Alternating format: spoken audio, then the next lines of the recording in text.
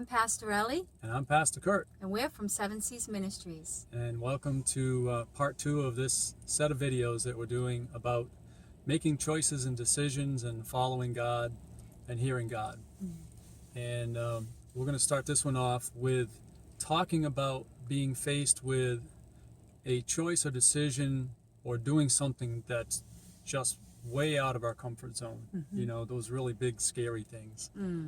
And sometimes it's the choice itself that's big and scary. Just making a decision. You know, we may be facing something that's just really big, really, you know, we know that the consequences for our decision are going to be very far-reaching and long-lasting. The flip side of that is when we are in a situation and we feel like God is telling us to take a certain step, but the step that he's telling us to take, the thing that he's telling us to do, is something that we never, ever, ever would have thought of ourselves. And so that scares us too, and that intimidates us. But, you know, going back to what we talked about in part 1, the big deciding factor in things like this is, you know, let's say you're in a situation where you need to make a choice and you feel like God has told you, do this. And you're looking at it and you've got that deer in a headlight look, like, you know, your eyes are big and like, well, I don't know, God. I would never even consider doing it that way.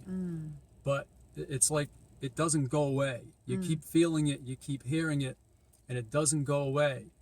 And it's scary because it's something that maybe it's intimidating, maybe you think it's too big for you to handle, maybe it's just something that's so out of alignment with what you would normally do. Maybe it's not what you think, you know, fits you or whatever. There could be a lot of different things. Even out of reach. Yeah, you know, sometimes it might seem like you just can't reach it. Right. But it's in those times where your measuring stick is your peace. We talked about that in the last video, about how when everything around you is in turmoil, you know, Pastor Ellie had talked about it, when there's turmoil all around you. It's like you're in the middle of a storm. It's like it's swirling all around you, and you're right in the middle of it, and there's no way out. Right. But yet, here you are right in the midst of it, and you have complete peace as you follow the steps that God has laid out before you. And it doesn't make any sense. No. Because if you look around, nothing makes sense. Right. But the peace you feel makes sense. Yeah. Yep. And so you go with that peace, like we talked about. You just go with that peace. Yep. You stay with that peace. You don't follow the turmoil. You don't listen to those things that are going on and causing all kinds of turmoil. You keep going with the peace. Right. Whatever that is, whatever keeps that peace there, stick with that. Right. Don't let the other stuff distract you. Yep. And what will usually try to distract you is your common sense and your logic. Right. You know, there are times when we follow our common sense and our logic, and then there are times when God says, no, not today. I'm going to do a work for you. Yes. I'm going to move on your behalf. And what you're going to see and what I'm going to do is going to blow your logic all to pieces. Oh, yes. It's going to make your logic look like child's play, because I am who I am, and I can do what I want to do regardless of what common sense and logic say. That's right. So those are the times, like we were saying, you'll have that peace in the midst of the storm. It may feel like there's a whirlwind all around you. Right. And everything, you've got stuff just, it's like you see a tornado and it's all full of debris. Yeah. Well, you're smack in the middle of that and nothing's touching you. Nothing's hitting you. And that's when you know that you're where God wants you to be. That's right. So that's one thing that we wanted to touch on. The second thing that we want to touch on has to do with when you start taking those steps that God has told you to take. One of the ways that you'll know it is that as things unfold and things start to move and things start to flow, you will have to just about run to keep up with God. Yes. Things will just start happening, and it's just like this thing keeps unfolding in front of you, and you take another step and another step, and if you blink, you'll miss it. Yes. And so you just have to pretty much run to keep up with God. You know, do whatever you can to stay close to Him, to follow every step that He gives you, and you know, keep going. Don't you know?